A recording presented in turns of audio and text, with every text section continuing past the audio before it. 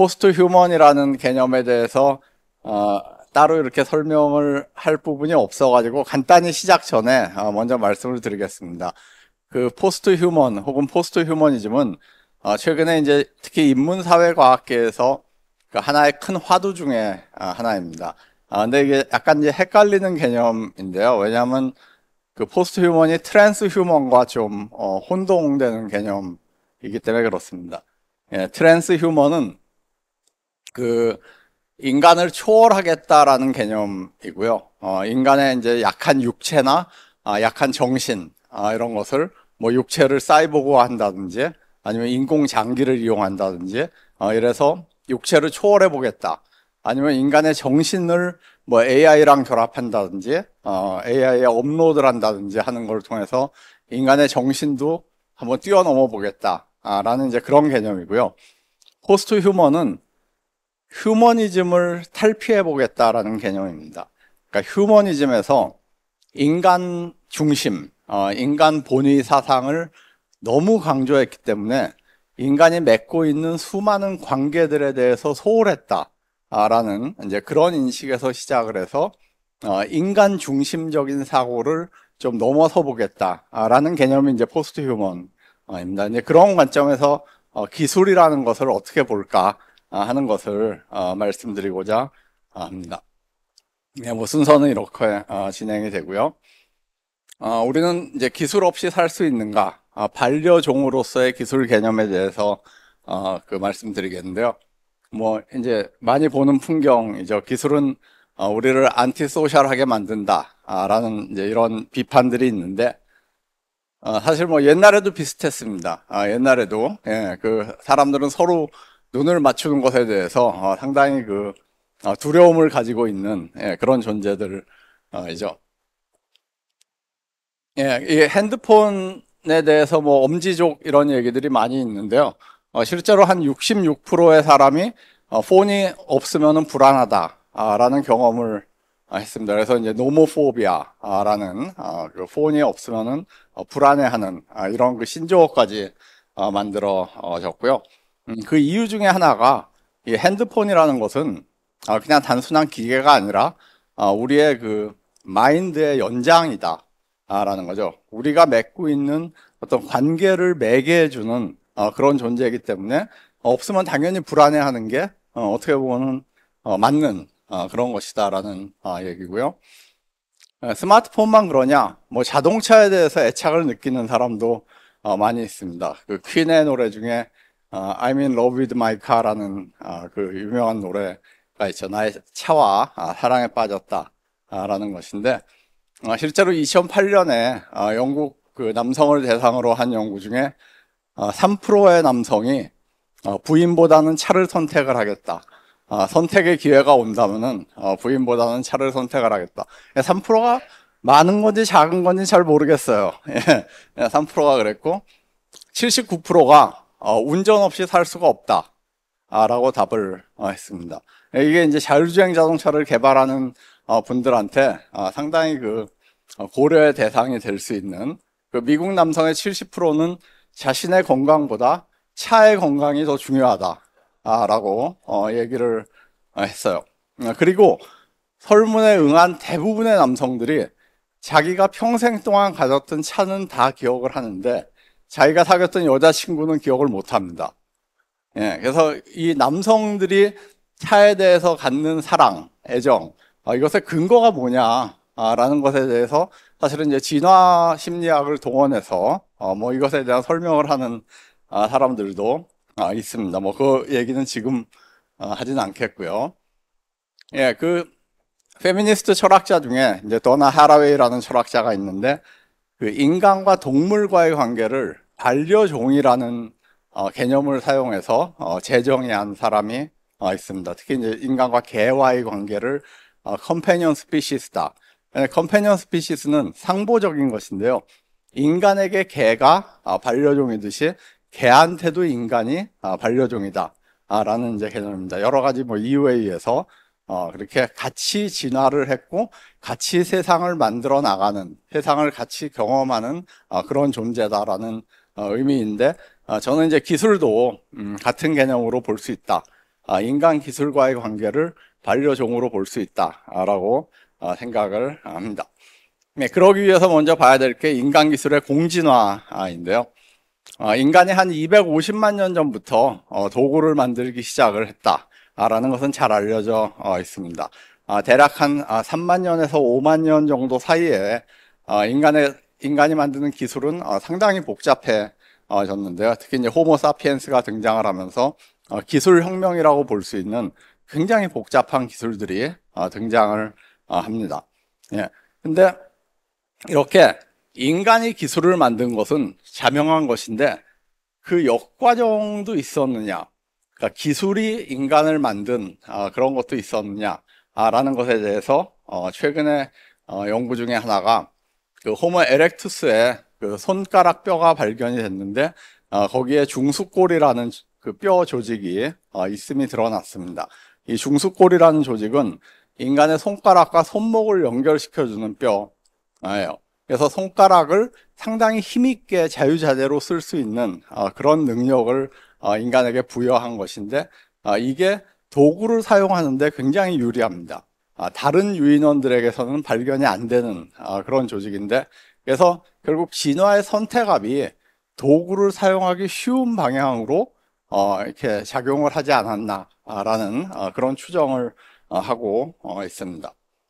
뿐만 아니라 약간 가설적인 차원이지만은 도구의 사용이 인간의 언어의 발달에도 영향을 줬다라는 그런 가설이 있습니다. 그 뇌에서 언어를 담당하는 부위와 도구를 담당하는 부위가 상당히 많이 겹친다라는 것에 이제 근거를 해서 이런 가설들이 등장을 하고 있습니다. 다시 말씀드리자면은 인간이 복잡한 도구를 만들어 왔지만 도구 역시 인간을 만들어 왔다. 인간과 도구는 아주 오래전부터 인간과 기술은 공진화했다라는 이런 이제 주장입니다. 예, 오래된 기술만이 인간 진화를 가져오냐?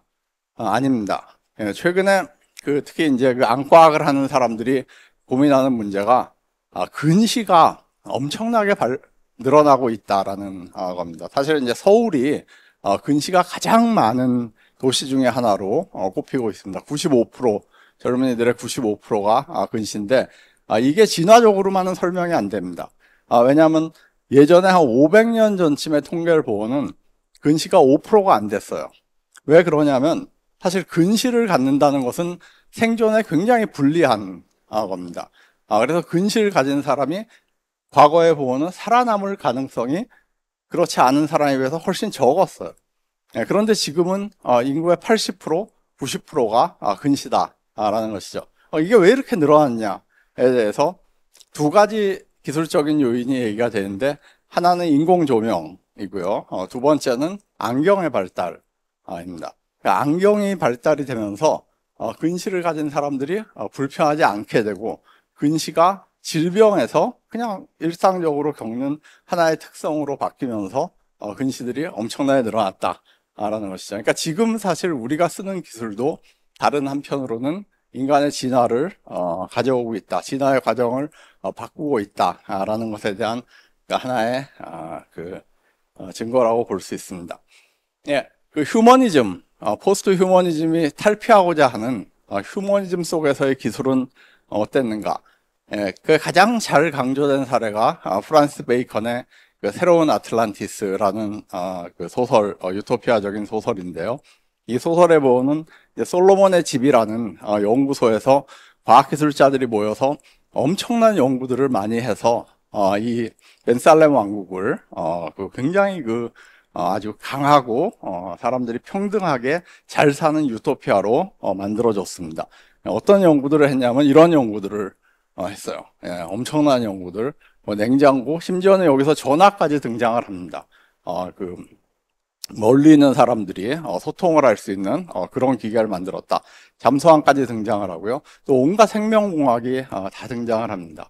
예, 닭을 염소만큼 키우는 그런 기술도 있고, 거꾸로 염소를 닭만큼 작게 하는 그런 기술도 있고, 성장을 멈추게 하는 기술도 있고, 성장을 촉진하는 기술도 있고, 이런 기술들을 통해서 사회를 유토피아 사회로 건설했다.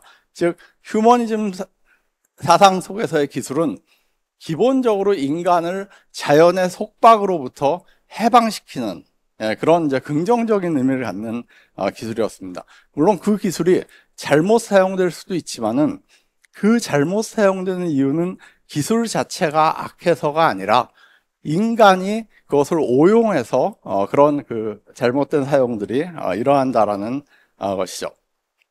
실제로 그 총기의 역사에서 가장 재밌었던 말이 좀 이상한데요. 끔찍한 일인데 가장 그 흥미로운 부분 중에 하나가 이 기관총의 개발 아닙니다. 자동 기관총의 개발인데 게틀링이라는 사람이 이 기관총을 개발했고 나중에 맥신 기관총 이런 것들이 등장을 하죠. 그 게틀링이 기관총을 개발할 때 목적이 있었습니다. 그 사람의 목적은 영국 병사들이 젊은 병사들이 전쟁에서 너무 많이 죽는다 라는 것을 개탄을 하다가 어떻게 하면 병사들을 덜 죽게 할 수가 있을까를 고민하다가 기관총을 개발했습니다. 자동 기관총을 만들었죠. 게틀링 기관총을 만들었는데 이게 수단의 전투에서 사용이 됩니다. 그 처칠 수상이 젊었을 때 이 전투를 참여를 하고서 자세한 기록을 남긴 게 있는데요. 거기 보면은 60명의 영국 병사가 기관총 3대로 무장을 하고 10,000명의 수단 병사를 학살을 합니다. 근데 그 10,000명이 활과 창으로 무장한 사람도 있었지만 대부분은 소총으로 무장한 사람들이었어요. 소총으로 무장한 병사 10,000명을 60명이 쓸어버립니다. 이 기관총 때문에 그랬죠. 뭐 어떤 의미로는 목적을 달성한 거예요. 왜냐하면 영국 병사의 목숨을 살렸으니까. 그런데 실제로 그 전쟁에서는 10,000명의 수당 병사가 그냥 순식간에 죽어나갔던 것이죠. 더 재밌는 일은 나중에 이 기관총이 1차 세계대전 때 도입이 됩니다. 1차 세계대전 때 정말 놀랍게 병사의 사망자가 1,000,000명이에요. 병사가. 유럽 병사들이 1,000,000명이 유럽에서 죽었습니다. 대부분 기관총 때문이에요. 이게 도입이 됐는데 기관총에 익숙하지 않은 장군들, 장교들, 나이 많은 사람들, 이런 사람들이 이 기관총이 쏘아대고 있는데 돌격 앞으로를 외치는 거예요. 앞으로 가서 다 죽는 거죠.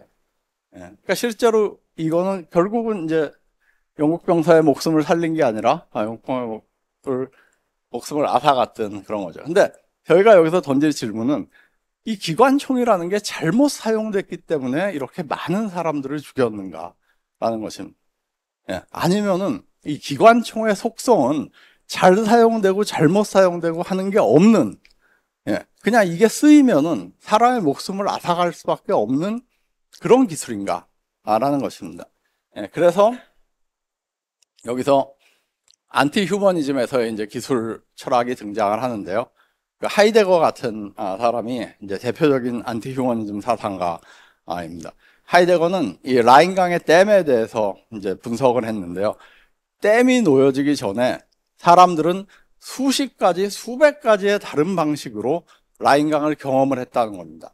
어떤 사람들은 라인강을 보고 사랑을 속삭이고, 어떤 사람들은 라인강에서 자연을 감상을 하고, 뭐 굉장히 다양한 방식으로 라인강을 경험을 했는데, 댐이 놓여지고 나서는 그 다음부터는 라인강은 리소스로 변했다라는 거, 자원으로 변했다. 인간에게 어떤 유용성을 제공하는 것으로 바뀌어버렸다라는 겁니다. 왜 그랬냐? 댐 때문에 그랬다. 댐이라는 기술이 수십 가지로 다르게 경험했던 자연을 단순한 재원으로 변하게 만들었다. 이게 기술이다라는 겁니다. 기술의 본질은 기술적인 것이 아니다 라는 이제 유명한 말을 남겼고요. 기술은 인간을 외부 세계와 관계를 맺게 하는 특정한 방식이다.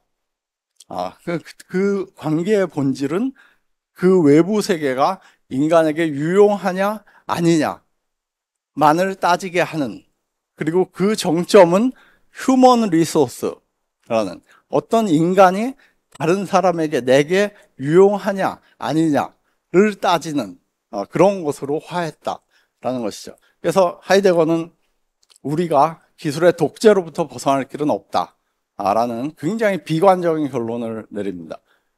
기술은 독재적이다 우리는 이거 벗어날 방법이 없다. 어떻게 벗어나냐? 나중에 자신은 산에다 오두막을 짓고 살았어요. 오두막을 짓고 산책을 하고 시를 읊으면서 이것만이 기술의 독재에서 벗어날 수 있는 유일한 방법이다. 라는 것이었죠. 예, 근데 이제 이거를 좀 벗어나는 포스트 휴머니즘에서의 이제 기술 철학들이 등장을 하는데 이 부분은 제가 간단히 말씀을 드리겠습니다. 예, 질베르 시몽돔이라는 철학자는 기술은 인간에게 해방을 주는 것도 아니고 인간을 소외시키는 것도 아니다.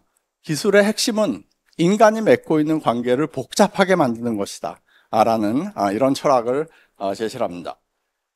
예, 작년에 사망한 브리노 라트로는 기술은 비인간 존재를 인간에게 의미 있는 것으로 바꾸는 인간의 활동이다. 라는 기술에 대한 정의를 내립니다. 넘어가겠습니다. 예.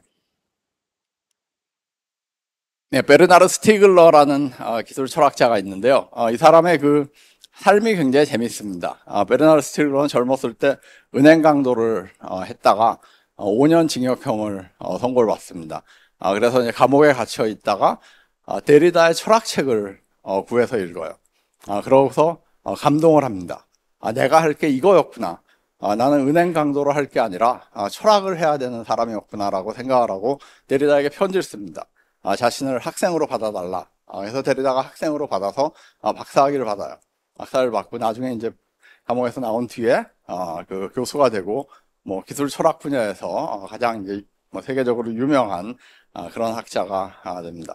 예, 이 스티글러의 기술 철학 중에 핵심은 기술을 메모리 시스템으로 보는 것입니다.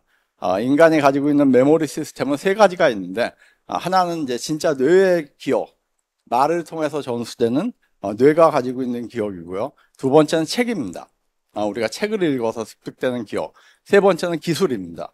기술에 상당히 많은 메모리가 저장이 돼 있다. 그 기술이 세대를 건너서 이전하면서 많은 메모리들이 전수가 된다. 라는 게 이제 스티글러의 핵심인데요. 근데 이게 언제부턴가 바뀝니다. 예전 같으면은 나이 많은 세대가 젊은 세대들한테 기술의 사용법을 가르쳐 주면서 그들이 그 기술에 축적했던 메모리를 전수를 합니다. 근데 지금은 그렇지가 않아요. 예. 그래서 아이폰, 아이패드를 젊은 사람들이 훨씬 더 잘 사용을 합니다. 게임기 이런 것도 젊은 사람들이 훨씬 더 잘 사용을 하고요. 그러니까 메모리의 전수가 기술을 통한 메모리의 전수가 끊겨버립니다. 예, 거기서 이제 세대 간의 갈등이라든지 이런 것들이 만들어졌다라고 보는 입장이고요. 기술 자체를 파르마콘으로 봅니다. 제가 잠깐 말씀드렸던 기술은 약이자 동시에 독이다 라는 이런 개념을 제창을 합니다. 네, 그래서 포스트 휴먼 테크놀로지를 보면은 기술과 인간이 맺는 관계 속에서 인간과 기술이 모두 변한다 라는 것을 그 핵심으로 하고 있습니다.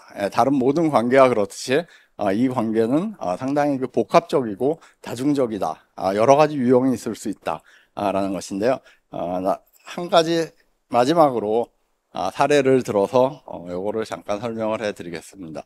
우리가 그 원시 부족들이 어떤 돌을 굉장히 신성한 것으로 여기고 그 돌을 예를 들어 부수는 것을 자기를 생명을 해치는 것 정도의 그 아주 그 끔찍한 금기로 생각하는 그런 부족이 있다고 생각을 합시다.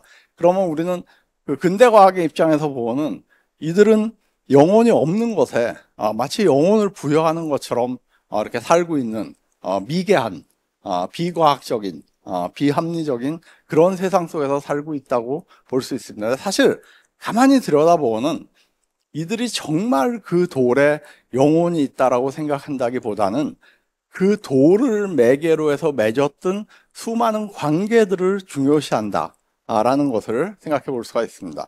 그래서 이제 그런 관점에서 기술을 보면요, 두 가지 사례를 보겠습니다. 하나는 이제 효돌이고요. 효돌은 스튜디오 컬처라는 회사에서 개발한 그 인형입니다. 이 독거노인들을 위한 인형이고요. 독거노인들이 이렇게 손이나 귀나 이런 데를 누르면은 말을 합니다. 그리고 누르지 않아도 계속 조잘조잘됩니다. 할머니 일어날 시간이에요. 이부자리 개 주세요. 할머니 체조할 시간이에요. 보약 드세요. 약 드실 시간이에요. 이런 것들을 계속 해주는데 노인들의 반응이 굉장히 좋습니다. 노인들은 거의 얘를 손주 비슷하게 생각을 하면서 굉장히 그 긴밀한 관계를 맺습니다. 실제로 많은 사람들한테 우리 손주가 여기 있다, 우리 애가 여기 있다 라고 그 효도를 소개를 합니다. 그리고 걔네들을 치장을 하기 위해서 상당히 많은 애를 쓰는데요. 그래서 효돌은 발이 되게 짧습니다. 발이 짧게 만들어져 있는데 얘를 뭐 이렇게 늘려요. 발을 늘린다든지 아니면 실제로 용돈을 쥐어준다든지 옷을 해가지고 입힌다든지 하는 식이고, 여기 그 조사를 해보면은 그 지자체나 이 효돌 관계자가 전화를 하는 것을 그 할머니들이 가장 무서워 합니다. 왜냐하면은 혹시 얘를 데려갈까봐, 데려가는 약 100만 원 정도 하는데 무료로 공급이 되고 있거든요. 근데 데려갈까봐 이제 걱정을 하는. 그래서 전화가 낯선 곳에서 오면 전화를 안 받고 그 사람들이 방문하겠다 그러면은 방문을 꺼리는, 그런 일들이 생긴다는 것이죠. 예, 효돌은 뭐 그래도 괜찮은데 리얼돌, 리얼돌, 이거는 이제 사실 젠더 전쟁이라고 부를 정도로 한국 사회에서 격렬한 사회적 논쟁을 낳았습니다. 특히 이제 그 여성들이 리얼돌에서 굉장히 강하게 반대라고 그러면서 이 리얼돌의 수입이 이제 불법화 되고, 불법화는 아니지만 이제 법원에 계류가 되고 통관에서 막히게 됩니다. 그러면서 여기 이제 보시면은 리얼돌은 섹스돌이다. 그리고 리얼돌과 섹스를 하는 것은 거부할 수 없는, 거부의 의사를 밝히지 못하는 그런 존재랑 섹스를 하는 것과 똑같다. 그렇기 때문에 실제로 강간이다, 이거는. 이런 식의 이제 그 해석을 하고 반대를 합니다. 그거에 대해서 이제 또 남성들은, 리얼돌을 옹호하는 남성들은 또 반대 논리를 피고 그러는데요. 네, 여기 보면은 반대는 사람의 형상을 했기 때문에 규제를 해야 된다. 찬성은 사람의 형상을 한 자위기구에 불과하다. 반대는 성범죄를 증가시킨다. 찬성은 오히려 성범죄를 감소시킨다. 반대는 문화적인 타락이다. 찬성은 개인적인 사용인데 왜 간섭이냐. 반대쪽에서는 매춘이랑 강간이랑 유사하다. 찬성은 실제 인간이 아닌데 왜 그러냐. 반대는 앞으로 펼쳐질 암울한 미래, 그러니까 로봇 섹스가 흥행하는 그런 미래를 보는 것 같다. 찬성은 오히려 미래가 로봇 섹스라면은 그것의 징검다리가 리얼돌이다. 반대는 남성의 전유물이다. 찬성하는 입장에서는 단지 여성이 쓰기 불편할 뿐이다.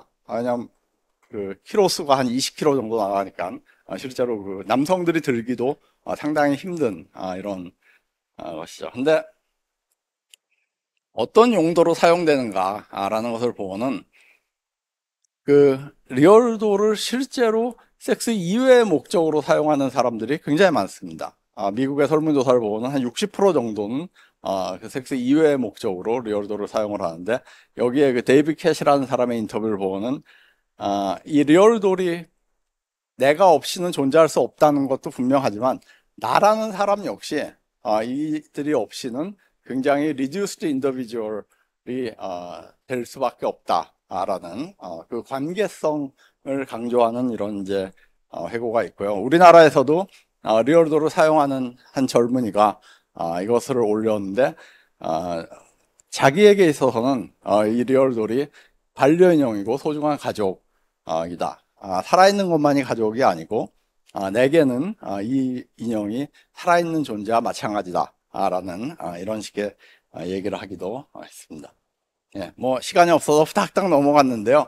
예, 인간 기계의 관계가 과거에는 주인 노예의 관계로 많이 형상화가 됐습니다. 근데 저는 이제 이것을 주인 대 노예의 관계가 아니라 반려종의 관계로 다시 좀 재해석을 할 필요가 있다라는 말씀을 드렸고요.